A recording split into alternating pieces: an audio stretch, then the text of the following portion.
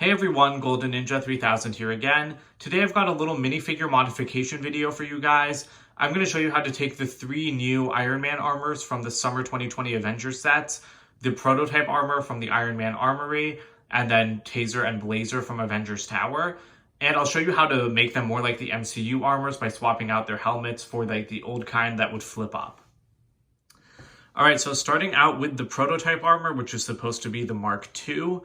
What you need is you need one of these War Machine minifigures from 2013's Iron Man 3 sets. And that's really it. All you need is his helmet. There's nothing fancy I'm doing. I'm not swapping out the face plates with any other base colors. So if you just put his helmet on, you can see that it looks so much better. It looks like all of the other MCU armors in the Hall of Armor. And again, this is the piece that they should have used. It is a little bit strange because the helmet is dark bluish gray while the rest of the figure is like a flat silver color.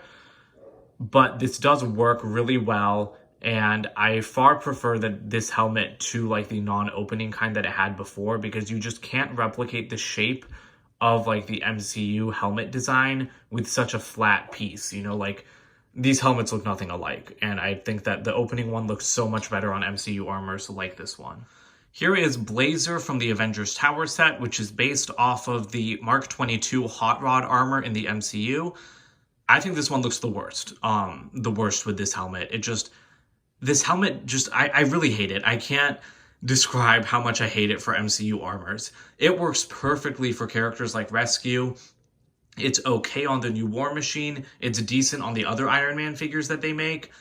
But you just can't replicate like the depth of the MCU design with such a flat face. You know, like I hate how flat it is. There's so little detail compared to like the molded detail on the actual MCU armors.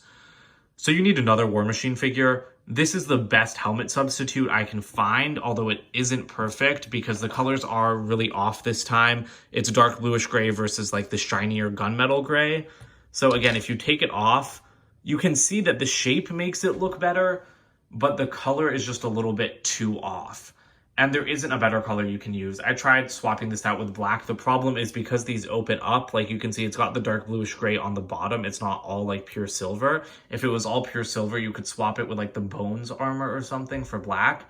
And all of the War Machine helmets with black and silver have red eyes, which really throw off the look. So again, this is the best I can find, but it's still not great just because the color difference is so stark. But that's why LEGO should have just used this helmet design in the first place, because it was literally made for these armors that they're making. Alright, and now on to the Mark 30 or Blue Steel. This was a prototype for the Silver Centurion armor, which is like the best Marvel figure that LEGO's ever made. Now this one's going to hurt a little, because what you need to fix this guy is the Iron Patriot suit from Iron Man 3, which was a pre-order exclusive and is very hard to find nowadays. It used to be like $30 on the aftermarket for a sealed poly bag, and now I think it's closer to like $50 or $60. So it is going to be harder to find, but it is the only Iron Man armor that has the dark blue and like the flat silver together. Now, I'm lucky enough that I actually have a second Iron Patriot poly bag, new and sealed, because I got it from GameStop. So if I wanted to, I could just like break that open. So I could still have my Iron Patriot and have this guy with the correct helmet, but that's going to be really hard for most people to do.